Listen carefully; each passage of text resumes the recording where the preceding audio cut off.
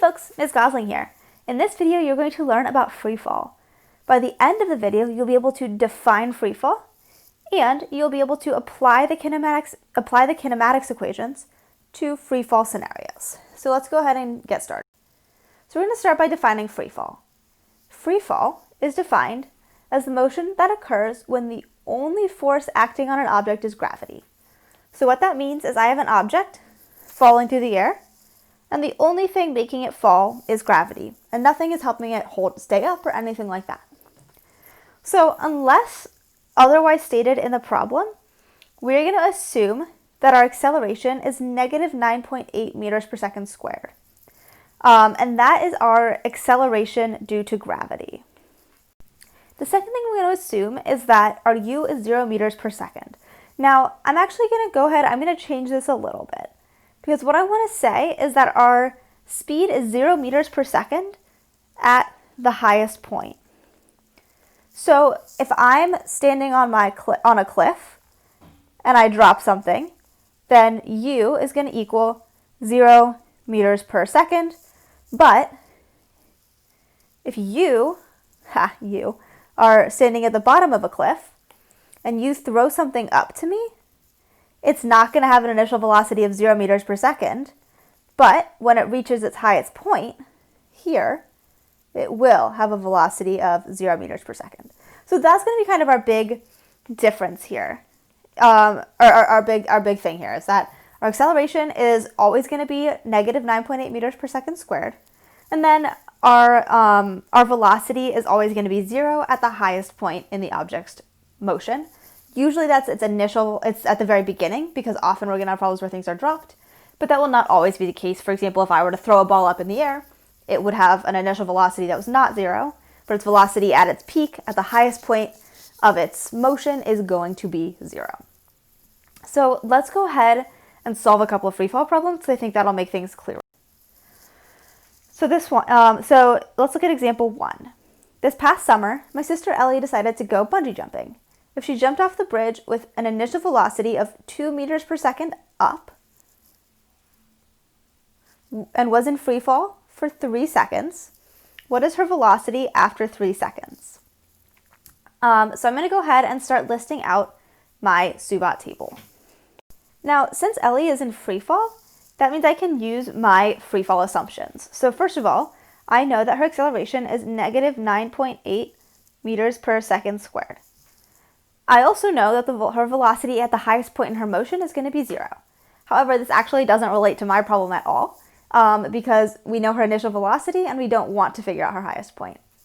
So let's go ahead and put in the other info that we know. So we know that her initial velocity is 2 meters per second up, and I'm going to go ahead, I'm going to draw this as my sister going bungee jumping. Her initial velocity is 2 meters per second up, and the gravitational acceleration is going to be negative 9.8 meters per second squared down. So that means that I need to define up as being positive. So I can say that her initial velocity is 2 meters per second without having to worry about writing in directions. I also know that she was in free fall for 3 seconds, so that's going to be my time. This question is asking me to figure out her velocity after 3 seconds. So V final is going to be our question mark.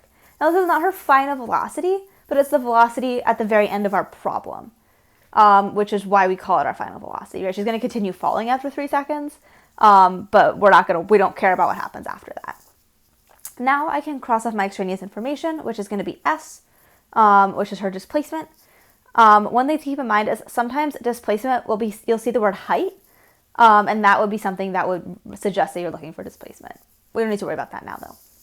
So I'm going to go ahead and cross off all of my equations that include displacement, and I'm going to use the equation that does not.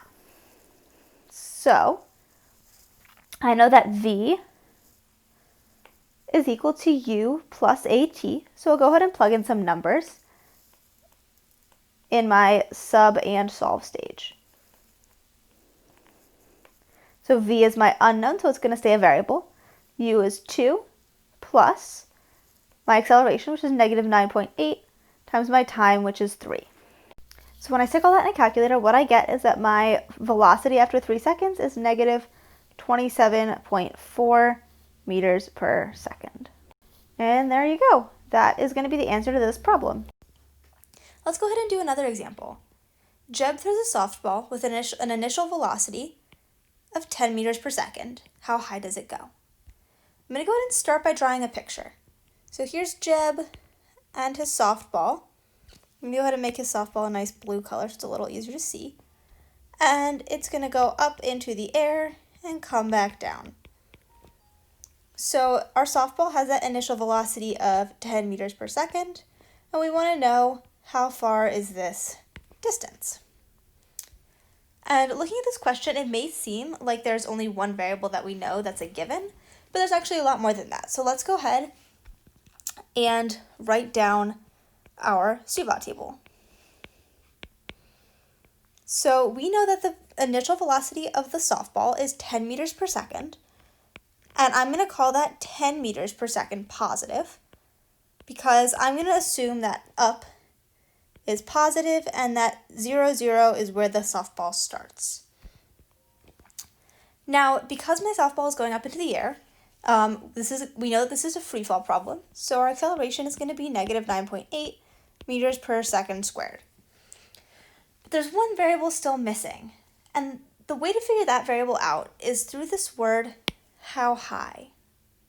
So what this phrase is asking us to do is find the highest point of the softball's motion. And one thing that I hope you remember from the very beginning of this video is that the velocity is going to be 0 meters per second at the highest point. So at the height that we are trying to find, our velocity is going to be 0 meters per second. Now from those words, how high, I can also figure out what my unknown is. So whenever we're asking to measure something's height, we know that we're going to measure that in meters. So that means that my unknown is going to be displacement, because displacement is the only thing that is measured in meters here. We could also think about how high it goes is how far does it travel, which again is very clearly going to be displacement. So from there, I can go ahead and I can cross off my extraneous variable, so goodbye time, and I can go through my equations and cross off any equation that includes time. So my first equation includes time at the very end, so we'll get rid of that. My second equation includes time twice, so we definitely don't want that one. And my last equation also has a sneaky little t over here. So the equation I'm going to use is this third one, v squared equals u squared plus 2as. Now, one thing you may be thinking is, how can I use this equation to solve for displacement? Displacement is not on the left side of the equal sign. Well, I can use this equation to solve for any of the 4 variables in the equation as long as I have the other 3. I'm just going to do a little bit of algebra to figure that out. So my equation is going to be v squared equals u squared plus 2as, or 0 squared equals 10 squared plus 2 times negative 9.8 times my displacement.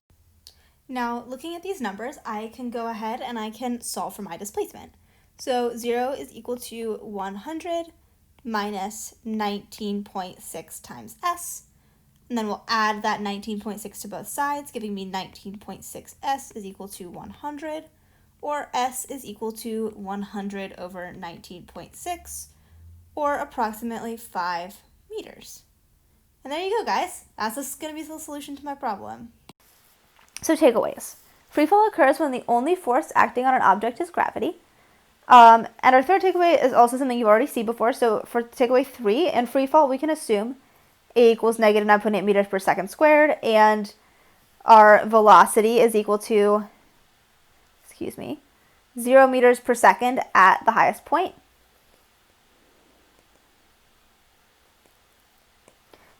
This middle point here is a little bit new, and that is that freefall doesn't happen in real life because there was always air resistance. So this is not something I talked about earlier in the video, but I want to make sure you take this away.